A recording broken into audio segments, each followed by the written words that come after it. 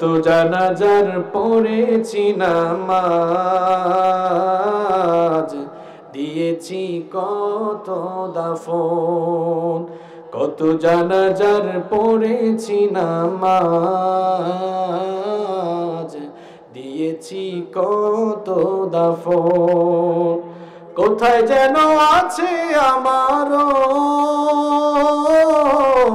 তৈরি সাদা কাফন, জানাজার পড়েছি নামাজ, দিয়েছি কত দাফন। কত জানাজার পড়েছি নামাজ, দিয়েছি কত দাফন। আমার তরি বাধা আছে কোন শেখেয়া ঘাটে, কোন মসজিদে এলান হবে শোয়াবে শেষ খাটে।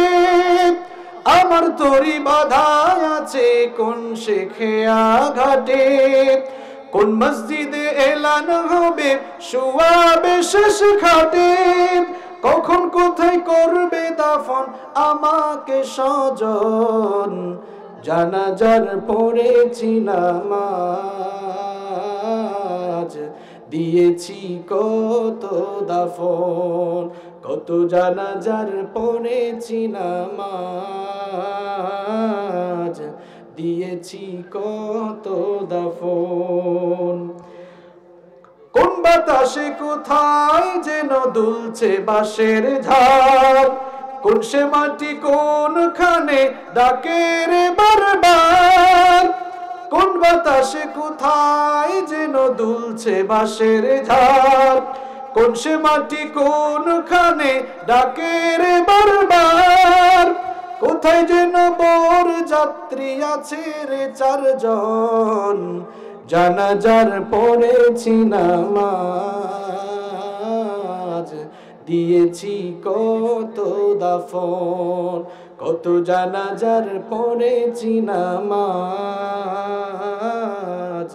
দিয়েছি কত দাফন।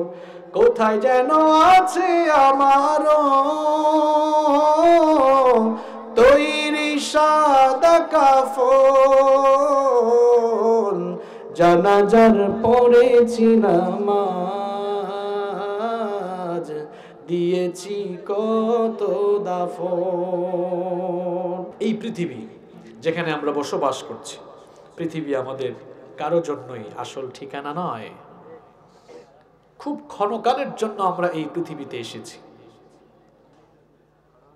পৃথিবীতে আসার আগে আমরা কোথায় ছিলাম, কিভাবে আসলাম, আসার পরে কতদিন থেকে কোথায় যাব, এ ব্যাপারে আমরা অনেকে গাফেল, আমরা উদাসীন। যারাই এই ব্যাপারটি নিয়ে গাফেল এবং উদাসীন, তারাই তাদের ডেস্টিনেশন ভুলে গিয়ে দিগ্ভ্রান্ত এবং পথভ্রষ্ট হয়ে যায়। এজন্য আপনি আপনার গন্তব্য যদি সঠিকভাবে আপনি আপনার গন্তব্যের পথে হাঁটতে চান, তাহলে আপনি কোথা থেকে কিভাবে এসেছেন আর কোথায় যাবেন সেটা আপনাকে জানতে হবে। আমরা কোথায় ছিলাম, কিভাবে আসলাম, আমরা চিন্তা ভাবনা করি না। আল্লাহ তাআলা বলছেন, কোথায় ছিলে, কিভাবে আসলে, চিন্তা ভাবনা করো। কোরআনে কারীমের ৭৬ নম্বর সূরা সূরাতুল ইনসানের প্রথম আয়াতে রব্বুল আলামিন বলছেন, হাল আতা আলাল ইনসানি হিনুম মিনাদ দাহরি লাম ইয়াকুন শাইআম মাযকুরা। আল্লাহ তাআলা বলছেন, মানুষের জীবনে কি এমন একটি সময় ছিল না যখন সে উল্লেখযোগ্য বিষয় বা বস্তু হিসেবে পরিগণিত ছিল না? মানুষের কোনো নাম ছিল না, ঠিকানা ছিল না, ঘর বাড়ি ছিল না, কিছুই ছিল না, আমাদের অস্তিত্বই ছিল না। অস্তিত্বহীনতা থেকে কিভাবে আমাদের অস্তিত্ব হলো, কিভাবে আমাদের পয়দা হলো, কোথা থেকে কিভাবে আমরা আসলাম? রব্বুল আলামিন কোরআনে কারীমের 23 নম্বর সূরা সূরাতুল মুমিনুনের 12 নম্বর আয়াত থেকে সুন্দর করে বললেন, ওয়ালাকাদ খালাকনাল ইনসানা মিন সুলালাতিম মিন তিন সুম্মা জাআলনাহু نطفة في قرار مكين ثم خلقنا النطفة علقة فخلقنا العلقة مضغة فخلقنا المضغة عظاما فكسونا العظام لحما আল্লাহ তাআলা বলছেন আমি তোমাদেরকে মাটির নির্যাস থেকে সৃষ্টি করেছি পুরুষের স্পাম আর মহিলাদের ওভাম এই দুটোকে একত্রিত করে এক ফোঁটা নাপাক পানি তোমার মায়ের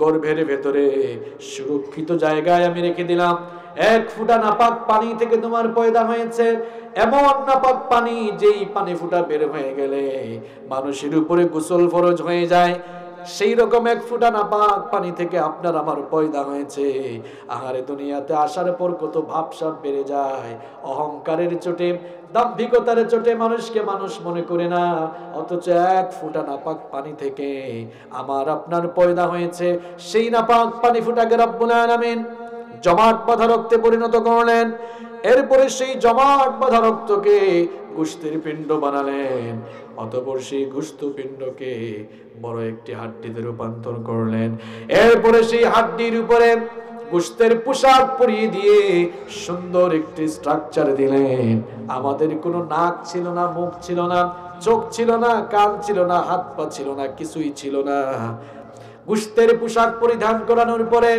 রব্বুল আলামিন এবার মায়ের পেটের ভেতরে সুন্দর একটি স্ট্রাকচার দিলেন হাত দিলেন পা দিলেন চোখ কান দিলেন নাক দিলেন ঠোঁট দিলেন সুন্দর একটি স্ট্রাকচার দিয়ে আল্লাহ তাআলা বলছেন তোমার মায়ের পেটের ভেতরে আমি তোমাকে বানালাম এরপরে সেখানে আমি তোমাকে একটি নির্দিষ্ট সময় পর্যন্ত রেখে দিলাম 9 মাস 10 মাস 10 দিন যাওয়ার পরে সুম্মা নুখরিজুকুম তিফলা বাচ্চার আকারে তোমাকে তোমার মায়ের পেট থেকে বের করে এই দুনিয়ার আলো বাতাস দেখালেন কে আল্লাহ আসতে বলবেন না দেখালেন কে আল্লাহ এখানে আসলে ইমিগ্রেশন শেষ হয়ে গেল ইমিগ্রেশন বুঝেন তো আপনারা দেশের বাহিরে গেলে এয়ারপোর্টে ইমিগ্রেশন কমপ্লিট করার পরে বিমান ছাড়ার আগ পর্যন্ত ফ্লাইট ছাড়ার আগ পর্যন্ত একটি রুমে বসে থাকতে হয় সেই রুমটার নাম হচ্ছে ওয়েটিং রুম তাই না আপনাদের কুমিল্লা থেকে দেবিদ্বার থেকে ঢাকায় বাস যায় না টিকিট কাটেন না টিকিট কাটার পর কাউন্টারে বসে থাকেন ততক্ষণ বাস ছাড়ে না যতক্ষণ এই দুনিয়াটা হচ্ছে বাস ছাড়ার আগ পর্যন্ত বসে থাকা টাইমের মতো দুনিয়াটা হচ্ছে it's like a waiting room এটা হচ্ছে ওয়েটিং রুমের মতো আল্লাহ তাআলা বলছেন এই যে মায়ের পেট থেকে বের করে তোমাকে পাঠালাম এখানে ওয়েটিং রুমের মতো কিছু সময় অবস্থান করবা কিংবা কয়েক বছর অবস্থান করবা এরপরে তোমাদের পরিণতি কি হবে শোনো সুম্মা ইন্নাকুম বা'দা যালিকা লামাইতুন এরপরে তোমরা সকলেই মৃত্যুর স্বাদ আস্বাদন করবে সবাই মারা যাবে মারা যাওয়ার পরে তোমরা সবাই কবরে চলে যাবে কবরে ততদিন থাকবে যতদিন না ইসরাফিল সিংহায় ফুৎকার দেয় আর ইসরাফিল যখন সিংহায় ফুৎকার দিবে কবর থেকে সকলকে উঠে হাসরের ময়দানে যাওয়া লাগবে হাসরের ময়দানে সবাইকে একত্রিত করবেন কে আল্লাহ তাহলে বোঝা গেল যেখানে আমরা আছি চিরদিন থাকা যাবে না আমাদের পূর্বপুরুষরা কেউ থাকতে পারে নাই এখন কত সাল 2000 সবাই বলেন 2021 সাল কথাগুলো দিলের কান দিয়ে শুনবেন এই কান দিয়ে না দিলের কান দিয়ে কথাগুলো বুঝতে পারলে আজকে থেকে জীবনে পরিবর্তন আসবে গতিবিধি কিছুটা পরিবর্তন আসবে ইনশাআল্লাহ আপনার ঘুমন্ত বিবেককে জাগ্রত করার জন্য কথাগুলো শোনাচ্ছি তালাবদ্ধ অন্তরকে খুলে দেওয়ার কথা আমি বলছি 2021 সাল 1921 সালে এই পৃথিবীতে বহু মানুষ ছিল 2021 সালে তাদের অনেকেই কিংবা প্রায় সকলেই মৃত্যুর স্বাদ আস্বাদন করে মাটির নিচে ঘুমিয়ে আছেন এখন 2021 সাল 2121 সালে এখানে আমরা যারা আছি কেউ থাকবো না সবাই মাটির নিচে ঘুমিয়ে যাব এটি হচ্ছে পৃথিবীর সবচাইতে বস্তুনিষ্ঠ অলঙ্ঘনীয় অনিবার্য মহাসত্য কেউ থাকবো না, সবাই চলে যাব। এটি হচ্ছে দুনিয়ার সবচাইতে মহাসত্য। এই মহাসত্য অনেকে জানার পরেও দুনিয়ার প্রেমে এত বিভোর হয়েছে যে তার ডেস্টিনেশনকে সে ভুলে গিয়েছে। ইমিগ্রেশন ক্রস করে ফেলেছি বহু আগে। পৃথিবীটা হচ্ছে it's like a waiting room, আমাদের জন্য ওয়েটিং রুমের মতো। দেশের বাহিরে যাওয়ার জন্য এয়ারপোর্টে ইমিগ্রেশন ক্রস করে একটি রুমে মানুষ ততক্ষণ বসে যতক্ষণ না বিমান ছাড়ে। ওই রুমে কি সারা জীবন থাকতে পারে? ফ্লাইট ছাড়ার আগ পর্যন্ত থাকতে পারবে। ঠিক তেমনি ভাবে এখানে আমরা যারা আছি প্রত্যেকেই ইমিগ্রেশন শেষ করে এখন বসে আছে। আপনারা বলবেন, হুজুর ইমিগ্রেশন কোন জায়গায় করলাম? সবাই তো এয়ারপোর্টেও এখনো ঢুকতে পারি নাই। মায়ের পেট থেকে যেদিন বের হয়েছি ইমিগ্রেশন শেষ করেই আমরা বের হয়েছি। এখন বসে আছি, দুনিয়াতে আছি। মালাকুল মউত যখন ফ্লাইটটা নিয়ে আসবেন এই ওয়েটিং রুম ছেড়ে দিয়ে পরপারে পাড়ি জমাতে হবে। দেবিদ্বার এলাকার এক লোক ঢাকায় যাবে, বাস কাউন্টার থেকে টিকিট কেটেছে। এখন বাজে রাত 10:22। এটা একটা এক্সাম্পল দিচ্ছি। তার বাস এখান থেকে রাত 2টায় ছাড়বে। কথাগুলো শোনেন। তো সে চিন্তা করলো আমার বাস তো ছাড়বে রাত 2টায়, এখন বাজে 10:15। তো এই 3-4 ঘন্টা কি আর করব। এখন সে পাশের দোকান থেকে একটা খাট কিনলো, পালং কিনলো, এসি কিনলো, আলনা কিনলো, এরপরে আরো বিভিন্ন ধরনের জিনিসপত্র কিনলো। কেউ একজন বললো, কিরে ভাই এগুলো কিনতেছে কেন? কই যে সময় আছে একটু আরাম করি। আচ্ছা বলুন তো, মাত্র 3-4 ঘন্টার জন্য যেই লোক এগুলো কিনবে, আপনি যদি দেখেন, আপনি কি তাকে ভালো বলবেন না পাগল বলবেন? কি বলবেন? জবাবটা কিন্তু আপনারাই দিয়েছেন। কেন? কারণ এত কিছু সময় এখানে আছে। কিছু সময় থাকার জন্য কি এত কিছু লাগে? কিছু সময় থাকার জন্য শুধু টিকিটটা হাতে থাকলেই চললো, টিকিট হারালে চলবে? তা আপনিও তো দেবিদ্বারের ওই যাত্রীর মতো, আপনিও মৃত্যু পথযাত্রী হয়ে দুনিয়া নামক কাউন্টারে বসে আছেন। আপনি কখন চলে যাবেন আপনিও জানেন না। ওই যাত্রী জানে তার বাস 2টায় যাবে, আর আপনি জানেনও না আপনার টিকিট কখন। কারণ তথ্য প্রযুক্তি অনেক উন্নত সমৃদ্ধ হয়েছে, ঠিক। ঘরে বসে আমরা দুনিয়ার খবর নিতে পারি, তাও ঠিক। কিন্তু কার জন্য যে কাফনের কাপড় দোকানে রেডি, একজন ছাড়া কেউ জানেন না তিনি কে। আপনিও তো দুনিয়ার প্রেমে বিভোর হয়ে, দুনিয়ার লোভ লালসা, দুনিয়ার রঙিন তামাশায়, দুনিয়ার রঙিন স্বপ্নে মত্ত হয়ে আপনি ওই নির্বুধ যাত্রীর মতো আপনিও পথভ্রষ্ট হয়ে যাচ্ছেন। আপনি আপনার নিজের ডেস্টিনেশন কি ভুলে যাচ্ছেন। আপনি যে চলে যাবেন এই চিন্তা চেতনা আপনার মধ্যে কাজ করে না। এই জন্য আপনি মিথ্যা কথা বলছেন, আপনি সুদ খাচ্ছেন, ঘুষ খাচ্ছেন, চাঁদাবাজি করছেন, টেন্ডারবাজি করছেন। কারণ পৃথিবীকে আপনি আপনার আপন জায়গা মনে করেছেন। এটি আপনার আপন জায়গা নয়। আপনাকে মানুষ জিজ্ঞেস করে আপনার বাড়ি কোথায়, কয় এই যে ইটালিয়ান টাইলস করা, এটা আমার বাড়ি। আপনার বাবাকেও মানুষ বলতো, চাচা বাড়ি কোথায়? এই যে ইটালিয়ান টাইলস করা বাড়ি। সারা জীবন বলেছে এই বাড়িতে থাকতে পারে নাই। এলাহাবাদের কোনো না কোনো কবরস্থানের 3.5 হাত জায়গার ভেতরেই তার বাড়ির ঠিকানা হয়েছে। ঠিক অবস্থা আপনারও হবে। আপনি যে বলছেন কুমিল্লা শহরে 2টা বাড়ি, ঢাকায় 1টা বাড়ি, দেশের বাহিরেও আপনি সেকেন্ড হোম করে ফেলেছেন, করেছেন ঠিক, থাকতে পারবেন না, থাকতে পারবেন না। ঢাকাগামী ওই যাত্রী যেমন এখানে সব রেখে যেতে হবে, আপনিও মৃত্যু পথযাত্রী লোক দুনিয়া নামক ওয়েটিং রুমে সবকিছু রেখে, এমনকি নিজের পরনের কাপড় চোপড় খুলে সাদা কাপড় পরে আপনাকে চলে যেতে হবে। কিছু নিয়ে যেতে পারবেন না। এই মৃত্যু আমার আপনার কাছে আসবে কি আসবে না? আলেমেরও মৃত্যু হবে, জালেমেরও মৃত্যু, নাকি আলেমের মৃত্যু হবে না? আলেমেরও মৃত্যু হবে, জালেমেরও। মানুষ কখন জুলুম করে জানেন? যখন সে তার নিজের পরিণতির কথা ভুলে যায়। সবাই মারা যাবে, যারা মানুষের উপরে জুলুম করছে তারাও মারা। আল্লাহর দ্বীনের বিরুদ্ধে যারা অবস্থান নিয়েছিল তারাও তো দুনিয়া থেকে এই মৃত্যুর স্বাদ আস্বাদন করে চলে গিয়েছে। আহারে, পৃথিবীতে কত মানুষ আজ কোরআনের বিরুদ্ধে দাঁড়িয়েছে, আল্লাহর দ্বীনের বিরুদ্ধে দাঁড়িয়েছে। তাদেরকে বলতে চাই, তোমরা তোমাদের দাদা নানাদের দিকে তাকাও, নমরুদ ফেরাউনের ইতিহাস দেখো, থাকতে পেরেছে? ক্ষমতার মসনদ থেকে কান ধরে টেনে নামিয়ে জুতার বাড়ি খাইয়ে খাইয়ে নমরুদকে দুনিয়া থেকে বিদায় করেছেন কে? আল্লাহর দ্বীনের বিরুদ্ধে যারাই যাবে জিল্লতির সাথে দুনিয়া থেকে যেতে হবে। আখিরাতের শাস্তি তো আছেই, দুনিয়ায়ও বেইজ্জতি আছে। অং সান সূচি তার জ্বলন্ত প্রমাণ। কত নির্যাতন চালিয়েছে। গত সপ্তাহেও ক্ষমতার চেয়ারে ছিল, এই সপ্তাহে জেলখানার অন্ধকার প্রকোষ্ঠের ভেতরে রয়েছে।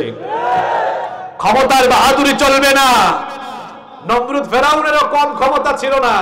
ক্ষমতা পেয়ে আল্লাহর দ্বীনের বিরুদ্ধে যখনই অবস্থান নিল আর দিনপন্থী মানুষগুলোর উপরে জুলুম নির্যাতনের স্টেমরুলার চালালো, আল্লাহ তাআলা এমন বেইজ্জতি করে দুনিয়া থেকে বিদায় তাদের ঘটালেন। নমরুদের মতো শয়তানকে ক্ষমতা থেকে নামাইয়া এরপরে ল্যাংরা মশা ভেতরে ঢুকাইয়া জুতার বাড়ি খাওয়াতে খাওয়াতে দুনিয়া থেকে তাকে বিদায় করেছেন কে? আল্লাহর দ্বীনের বিরুদ্ধে যারা অবস্থান নিবা, কপালে খারাপই থাকলে নমরুদের মতো জুতার বাড়ি খেয়ে খেয়ে দুনিয়া থেকে বিদায় নেওয়া রাখতে পারে। আল্লাহ ছাড় দিলেও আল্লাহ কাউকে ছেড়ে দেয় না। পৃথিবীতে কেউ স্থায়ী হয় না, হোক না সে ফেরাউন কিবা নমরুদ। কেউ ভবে চিরকাল রয় না, কেউ ভবে চিরকাল রয় না। পৃথিবীতে কেউ স্থায়ী হয় না, ফেরাউন শেষ তোক ছিল না, মৃত্যু তাকেও ছেড়ে দিল না। সব রাজা মহারাজা আর মহাবীর, সব রাজা মহারাজা আর মহাবীর, কাউকে সে ছেড়ে দেয় না। পৃথিবীতে কেউ তো স্থায়ী হয় না, হোক না সে ফেরাউন কিবা নমরুদ। কেউ ভবে চিরকাল রয় না, কেউ ভবে চিরকাল রয় না। নীল নদ আজও আছে থাকবে, সত্যকে চিরদিন ডাকবে। নীল নদ আজও আছে থাকবে, সত্যকে চিরদিন ডাকবে। ডেকে ডেকে বলে যাবে দিন ও রাত, ডেকে ডেকে বলে যাবে দিন ও রাত। কেউ যেন ফেরাউন হয় না, পৃথিবীতে কেউ তো স্থায়ী হয় না, হোক না সে ফেরাউন কিবা নমরুদ। কেউ ভবে চিরকাল রয় না, কেউ ভবে চিরকাল রয় না। কেউ থাকবো? কেউ থাকবো? সকলকেই মৃত্যু পথযাত্রী হওয়া লাগবে, এতে কোনো সন্দেহ নাই। এই মৃত্যুর কথা আজ আমরা ভুলে গিয়েছি বলেই আমরা আজ দিগ্ভ্রান্ত হয়ে গিয়েছি, পথভ্রষ্ট হয়ে গিয়েছি। এই মৃত্যুর 8টি বৈশিষ্ট্য রয়েছে। সবাই বলেন তো কয়টি? মৃত্যুর কয়টি বৈশিষ্ট্য রয়েছে? নাম্বার 1, 1 নাম্বার হচ্ছে every soul will take the test of death. প্রত্যেক প্রাণসত্তাকেই মৃত্যুর স্বাদ আস্বাদন করতে। মানুষ যেন মৃত্যুর কথা ভুলে না যায়, মানুষ যেন মৃত্যু থেকে গাফেল হয়ে না যায়। এই জন্য রব্বুল আলামিন কোরআনুল কারীমের ভিন্ন ভিন্ন 3টি সূরার ভিন্ন 3টি আয়াতে একই কথা 3 বার বললেন, কুল্লু নাফসিন যায়িকাতুল মাউত। Everyone will take the test of death. প্রত্যেককেই মৃত্যুর স্বাদ আস্বাদন করতে। আরবের এক প্রখ্যাত কবি, তিনি তার কবিতায় খুব চমৎকার করে বলেছেন, আল মাউতু কাসুন কুল্লু নাসিন শারিবুন। আল মাউতু কাসুন কুল্লু নাসিন শারিবুন, ওয়াল কবরু বাইতুন কুল্লু নাসিন দাখিলুন। মৃত্যু হচ্ছে এমন একটি পেয়ালা, যেই পেয়ালা থেকে সকলেই পান করা লাগবে। আর কবর হচ্ছে এমন একটি বাড়ি, যেই বাড়িতে সকলকেই ঢোকা। প্রত্যেক দিন কত মানুষের মৃত্যুর খবর মসজিদের মাইক থেকে এলান হয়, কত মানুষের মৃত্যুর ঘোষণা শোনা যায়। এইরকম মৃত্যুর ঘোষণা শুনতে শুনতে এমন একটি দিন আসবে, এমন একটা সময় আসবে যখন মসজিদের মাইকগুলো থেকে ঘোষণা হবে আপনিও দুনিয়া থেকে বিদায় নিয়েছেন। এই দিন আসবে কিনা? এই ফিলিংস কি ভিতরে আসে? প্রত্যেক দিন কত মানুষের জানাজায় আপনি যান, কত মানুষকে দাফন করার জন্য আপনি ছুটে যান। এমন একটা দিন আসবে, এমন একটা সময় আসবে যখন 4 জন বরযাত্রী আপনার খাটিয়া বহন করে আপনার মরদেহ জানাজার স্থানে নিয়ে যাবে। জানাজা করার পর সবাই মিলে আপনাকে কবরের ভেতরে শোয়াবে। এমন একটি সময় আসবে কিনা? আসবে কিনা? কত জানাজার পড়েছি নামাজ, দিয়েছি কত দাফন, কত জানাজার পড়েছি নামাজ, দিয়েছি কত দাফন। কোথায় যেন আছে আমারও তৈরি সাদা কাফন, জানাজার পড়েছি নামাজ, দিয়েছি কত দাফন, কত জানাজার পড়েছি নামাজ, দিয়েছি কত দাফন। আমার তরি বাধা আছে কোন শেখেয়া ঘাটে, কোন মসজিদে এলান হবে শোয়াবে শেষ খাটে। আমার তরি বাধা আছে কোন শেখেয়া ঘাটে, কোন মসজিদে এলান হবে শোয়াবে শেষ খাটে। কখন কোথায় করবে দাফন আমাকে স্বজন, জানাজার পড়েছি নামাজ,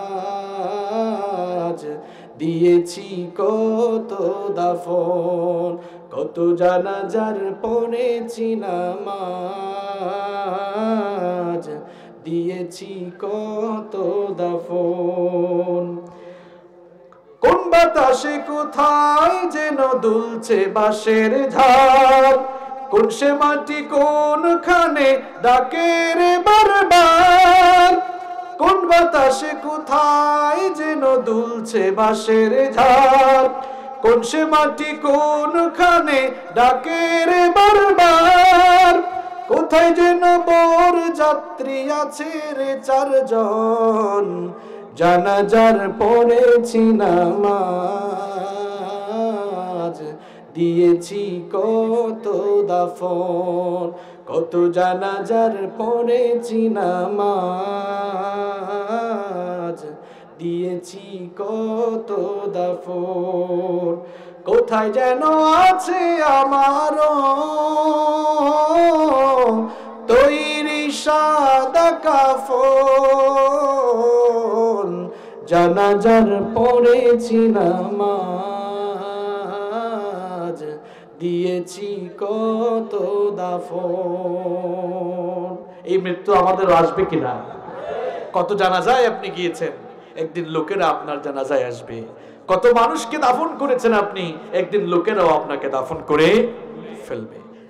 আমি ফাঁকে একটা কথা বলে ফেলতে চাই, কাতুকুতু মার্কা মানুষগুলো আল্লাহর ওয়াস্তে 20 সেকেন্ডে উঠে যান। আমি এদেরকে সবচেয়ে অপছন্দ করি যারা আলোচনার মাঝখানে উঠে গিয়ে ব্যাঘাত ঘটায়। যারা আমাকে চিনে এরা জানে যে আমি 10 জনকে নিয়ে আলোচনা করি যারা শেষ পর্যন্ত থাকে। যেই সকল লোকেরা ব্যাঘাত ঘটায়, এরকম বিশৃঙ্খলাকারী মানুষগুলো 10 সেকেন্ডে উঠে যান। যদি উঠে না যান, আমি কিন্তু এত গরম মানুষ, এখন উঠলেই কিন্তু স্বেচ্ছাসেবককে দিয়ে ধরাইয়া এখানে আনাবো। ওঠার সুযোগ আছে, এই দাঁড়ান, এখন সুযোগ আছে, 30 সেকেন্ড সময় দিলাম। এই তো উঠে যান, যারা যাবেন চলে যান। এর 30 সেকেন্ড পরে যারা উঠবেন আমি কিন্তু স্বেচ্ছাসেবক দাঁড়ায় থাকেন এখানে নিয়ে আসবো, বিশৃঙ্খলা ঘটানোর অপরাধে এখানে নিয়ে আসবো। শেষ পর্যন্ত শুনবো তো আমরা ইনশাআল্লাহ। কোরআন শুনলে কার সবচাইতে বেশি লস? কার লস? তো শয়তান কি আপনাকে কোরআন শোনাইয়া তার লস করতে চায় নাকি? এই জন্য আপনাকে কাতুকুতু দিচ্ছে, কখন উঠাইতে পারবে। তো কাতুকুতু মার্কা লোকদের আমার দরকার নাই, আমার কোরআনওয়ালা লোক দরকার। মৃত্যুর 8টি বৈশিষ্ট্য আপনাদের সামনে তুলে ধরছি। 1 নাম্বার কি বললাম? মৃত্যুর স্বাদ সকলকে আস্বাদন করতে। নাম্বার 2 নম্বর হচ্ছে no one can escape from death. মৃত্যু থেকে কেউ পালিয়ে বাঁচতে পারবে না। আসামি ধরার জন্য পুলিশ আসলে আসামি যদি পলায়ন শুরু করে অনেক সময় বেঁচে যায়, কিন্তু মালাকুল মাউত যখন আপনাকে ধরার জন্য আসবে, পালিয়ে কি বাঁচতে পারবেন নাকি? রব্বুল আলামিন কোরআনে কারীমের 4 নম্বর সূরা সূরাতুন নিসা এর 78 নম্বর আয়াতে বললেন, আইনামা তাকুনু ইউদরিকুমুল মাউত ওয়ালাউ কুনতুম ফি বুরুজিম মুশাইয়াদা। যেখানেই থাকো না কেন আর যে অবস্থায় থাকো না কেন, মৃত্যু তোমাদের সঙ্গে এসে মোলাকাত করবে, সাক্ষাৎ করবে। এমনকি মৃত্যু থেকে বাঁচার জন্য তুমি যদি গিয়ে কোনো উঁচা টিলার মধ্যে অবস্থান নাও, সেই জায়গায় এসে মৃত্যু তোমার সঙ্গে সাক্ষাৎ করবে। কোরআনে কারীমের 62 নম্বর সূরা সূরাতুল জুমুআ এর 8 নম্বর আয়াতে রব্বুল আলামিন বললেন, قل إن الموت الذي تفرون منه فإنه ملاقيكم ثم تردون إلى عالم الغيب والشهادة فينبئكم بما كنتم تعملون। আরবের বিখ্যাত কবি জুহাইর তার কবিতায় এমন কিছু লাইন লিখলেন, তার কবিতার সেই লাইনগুলো এই আয়াতের ভাবার্থ হয়ে গেল। তিনি খুব সুন্দর করে লিখলেন, ওয়ামান হাবা আসবাবাল মানায়া ইয়ানালনাহু, ওয়ামান হাবা আসবাবাল মানায়া ইয়ানালনাহু, ওয়া ইয়ুলকা আসবাবাস সামাআ বিসুল্লামি। কবি বলছেন, মরণ থেকে পালাও তুমি, সেই মরণ তোমায় লইবে গিরি। যদিও সুদূর আকাশ পানে লোকাও সেথায় লাগি সিঁড়ি। এ মহারোগের ঔষধ নাই, এ মহারোগের চিকিৎসক নাই, নাই সেই ঔষধ জগতে। খুঁজিয়া কাতর হইলে কি হবে, পারিবে না তারে ফিরাতে। মৃত্যুর কোনো মেডিসিন আছে? মৃত্যুর কোনো মেডিসিন থাকলে মানুষেরা দুনিয়ার সব মেডিসিন রেখে মৃত্যুর মেডিসিন আগে খাইতো, যেন মানুষ না মরে। কারণ না মরার জন্য মানুষ কত কিছু করে, ঠিক না? কিন্তু কোনো মেডিসিন খেয়ে লাভ নাই, মৃত্যু আসবেই আসবে। মৃত্যু থেকে পালিয়ে বাঁচা যাবে না। সুলাইমান আলাইহিস সালামের নাম শুনছেন তো আপনারা? ঘটনা একটা তো মনে পড়েছে, বলে ফেলবো, খুব শিক্ষণীয় ঘটনা। সুলাইমান আলাইহিস সালাম আল্লাহ তাআলার একজন প্রফেট ছিলেন, নবী ছিলেন। সুলাইমান আলাইহিস সালামের একজন সিনিয়র মন্ত্রী ছিল, তিনি তার মন্ত্রীর সাথে বসে আছেন। এমন সময় মালাকুল মউত মানুষের বেশ ধরে সাইয়েদনা সুলাইমান আলাইহিস সালামের সাথে সাক্ষাতের জন্য আসলেন। সাইয়েদনা সুলাইমান আলাইহিস সালামের সাথে কথোপকথন শেষ করে তিনি যখন বিদায় নিলেন, সুলাইমান আলাইহিস সালামের মন্ত্রী জিজ্ঞেস করলেন, ওগো আল্লাহর নবী সুলাইমান, কিছুক্ষণ আগে আপনার কাছে একজন লোক এসেছিলেন, লোকটাকে তো চিনলাম না, পর্যন্ত কেঁপে উঠেছে। ওগো আল্লাহর নবী সুলাইমান, লোকটাকে যদি আমি কখনো দ্বিতীয়বার দেখি তাহলে আমি একেবারে বেহুশ হয়েও যাইতে পারি। এই জন্য আপনি আমার একটু উপকার করেন। রব্বুল আলামিন তো বাতাসকে আপনার আদেশের অনুগত করে দিয়েছেন। সাইয়েদনা সুলাইমান আলাইহিস সালামকে আল্লাহ তাআলা অনেক মুজিজা দিয়েছিলেন, তার মধ্যে একটি অন্যতম মুজিজা ছিল বাতাসকে আল্লাহ তাআলা সাইয়েদনা সুলাইমান আলাইহিস সালামের অনুগত করে দিয়েছিলেন। সুলাইমান আলাইহিস সালামের মন্ত্রী তখন বলল, ওগো আল্লাহর নবী সুলাইমান, বাতাসকে আপনি হুকুম করেন, বাতাস যেন আমাকে এখান থেকে নিয়ে হিন্দুস্তানের কোনো দূরবর্তী জায়গায় রেখে আসে। বাতাসকে তিনি হুকুম করলেন। পরের দিন মালাকুল মউত সাইয়েদনা সুলাইমান আলাইহিস সালামের সাথে আবারও সাক্ষাৎ করতে আসলেন। নবী সুলাইমান আলাইহিস সালাম জিজ্ঞেস করলেন, ওগো মালাকুল মউত, গতকাল তুমি যখন আমার কাছে এসেছিলে আমার মন্ত্রীর দিকে তুমি কিভাবে তাকিয়েছিলে বলো, কারণ আমার মন্ত্রী তো তোমাকে দেখে ভয় পেয়েছিল। মালাকুল মউত তখন বলল, ওগো আল্লাহর নবী সুলাইমান, এই লোকটাকে আপনার কাছে দেখে আমি অবাক হয়ে গিয়েছিলাম, কারণ এই লোকটার রূহ বিকেল বেলা হিন্দুস্তান থেকে কবজ করার কথা ছিল। আপনার পাশে লোকটাকে দেখে ভাবলাম বিকালবেলা লোকটার রূহ কবজ করব হিন্দুস্তান থেকে, সকালবেলা আপনার কাছে কি করে। আমি অবাক হয়ে গেলাম। আল্লাহর দেওয়া নির্দেশনা মোতাবেক বিকেলবেলা যখন হিন্দুস্তানে গেলাম, গিয়ে আবার হিন্দুস্তানে লোকটাকে পেয়ে গেলাম, কিছুই বুঝলাম না। নবী সুলাইমান আলাইহিস সালাম তখন বললেন, ওগো মালাকুল মউত, আমার মন্ত্রী মৃত্যু থেকে বাঁচার জন্য বাতাসের মাধ্যমে হিন্দুস্তান পর্যন্ত গেল, কিন্তু হিন্দুস্তান পর্যন্ত গিয়েও তো কোনো লাভ হলো না, মৃত্যুর থাবা থেকে সে রেহাই পেল না। মৃত্যুর থাবা থেকে রেহাই পাওয়া যাবে? তাহলে মৃত্যুর 2 নম্বর বৈশিষ্ট্য আমরা জানলাম, এই মৃত্যু থেকে আপনি পালিয়ে বাঁচতে পারবেন। নাম্বার 3 নাম্বার হচ্ছে no one can live from death pole. মৃত্যুর থাবা থেকে কেউ রেহাই পাবে না। যদি রেহাই কেউ পেতেন তাহলে নবীরা পেতেন, কিন্তু নবীরাও মৃত্যুর থাবা থেকে রেহাই পান। আমাদের সকলের বাবা পৃথিবীর প্রথম মানুষ এবং প্রথম নবী নাম কি? আদম আলাইহিস সালাম। তিনি কি মৃত্যুর হাত থেকে রেহাই পেয়েছেন? আদম আলাইহিস সালামকে আল্লাহ তাআলা যখন বানালেন, বানানোর পরে আল্লাহ তাআলা আদম আলাইহিস সালামের সামনে কিয়ামত পর্যন্ত আদম আলাইহিস সালামের অনাগত সকল সন্তানদের রূহ তার সামনে হাজির করলেন। আদম আলাইহিস সালাম আল্লাহ তাআলাকে প্রশ্ন করলেন, মানহুম, এরা কারা? আল্লাহ তাআলা বললেন, হাউলাই আবনাউ, এরা সবাই তোমার সন্তান, এরা সবাই তোমার বংশধর। আদম আলাইহিস সালাম তখন বললেন, ওগো আল্লাহ, মান হাদা? ওই যে এতগুলো রূহের মধ্যে খুব সুন্দর একটা রূহ দেখা যায়, এটা কে? আল্লাহ তাআলা বললেন, হাদা ইবনুকা দাউদ, এটা তোমার ছেলে দাউদ। আদম আলাইহিস সালাম আল্লাহ তাআলাকে জিজ্ঞেস করলেন, আমার ছেলে দাউদকে তুমি কি সুন্দর করে বানিয়েছো? ওগো আল্লাহ, আমাকে কত বছর হায়াত দিয়েছো, আর আমার ছেলে দাউদকে কত বছর হায়াত দিয়েছো? আল্লাহ তাআলা বললেন, উমরুকা আলফা সানা, তোমাকে 1000 বছর হায়াত দিয়েছে। তিনি বললেন, আমার ছেলে দাউদকে কত বছর দিয়েছো? তিনি বললেন, সিত্তুনা সানা, মাত্র 60 বছর দিয়েছে। আদম আলাইহিস সালাম একটু আপত্তি জানালেন, আমাকে 1000 বছর হায়াত দিলেন, আর আমার এত সুন্দর ছেলে দাউদ, তাকে আপনি মাত্র 60 বছর আপনি হায়াত দিলেন। আল্লাহ, আমি আপনার কাছে অ্যাপ্লিকেশন করছি, একটা দাবি জানাচ্ছি, আবেদন করছি, আমার হায়াত থেকে 40 বছর কেটে আমার ছেলে দাউদকে আরো 40 দাও, তাহলে 60 আর 40 কত হয়? আল্লাহ তাআলা মেনে নিলেন। আদম আলাইহিস সালাম দুনিয়াতে যখন আসলেন, 1000 থেকে যদি 40 চলে যায় তাহলে কত থাকে? 960 বছর পরে মালাকুল মউত হাজির। মালাকুল মউত যখন আসলেন, আদম আলাইহিস সালাম বলেন, কি ব্যাপার, তুমি এখন আসছো কেন? আমার তো সময় হয় নাই, কারণ আল্লাহ তো আমাকে 1000 বছর হায়াত দিয়েছেন। আল্লাহ তো বলেছিলেন, উমরুকা আলফা সানা, যে তোমাকে 1000 বছর হায়াত দিয়েছি। মালাকুল মউত তখন বললেন, আপনি তো ভুলে গিয়েছেন, ওই যে আপনার ছেলে দাউদকে আপনি 40 বছর কেটে দিয়েছিলেন, আপনার তো 40 কমে গিয়েছে। আদম আলাইহিস সালাম বললেন, না, আমি দেই নাই, কারণ তিনি ভুলে গিয়েছিলেন। নাসিয়া আদম, আদম আলাইহিস সালাম ভুলে গিয়েছিলেন, এজন্য তার সন্তানরাও মাঝে মাঝে ভুলে যায়, আমরা ভুলে যাই না? তিনি বললেন, না না, আমি দেই নাই।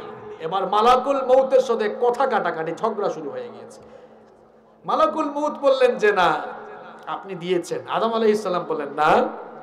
এই ঝগড়াঝাটি দেখে আল্লাহ তাআলা বললেন, মালাকুল মউত, ফিরে আসো, যেহেতু ঘটনা যা হয়েছে লিখে রাখি নাই, সাক্ষ্য ছিল না, বাদ দাও, এখন থেকে সাক্ষীর সিস্টেম চালু রাখো, আর আমার আদমকে আরো 40 বছর দাও। আরো 40 বছর দেওয়া হলো। 1000 বছর শেষ হয়ে যাওয়ার পর তিনি বেঁচে থাকতে পেরেছেন। তাহলে কি বুঝলেন? মৃত্যু থেকে বাঁচা যাবে।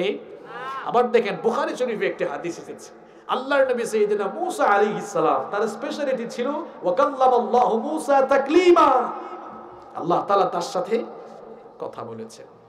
এটি বুখারী শরীফের হাদিস। মূসা আলাইহিস সালামের যখন মৃত্যুর সময় আসলো, মালাকুল মউতকে আল্লাহ তাআলা মূসা আলাইহিস সালামের কাছে পাঠালেন। মূসা নরম না গরম? কথা বললেন, নরম না গরম? মালাকুল মউত যখন মূসা আলাইহিস সালামের কাছে আসলেন, মূসা আলাইহিস সালাম বললেন, তুমি কে? দেখছেন অবস্থা, কয় তুমি কে? মালাকুল মউত বললেন, আমারে চিনেন না? আমারে দেখলেই তো মানুষের অবস্থা খারাপ হয়, আপনি জিজ্ঞেস করেন আমি কে? বললেন, হ্যাঁ, তুমি কে বলো?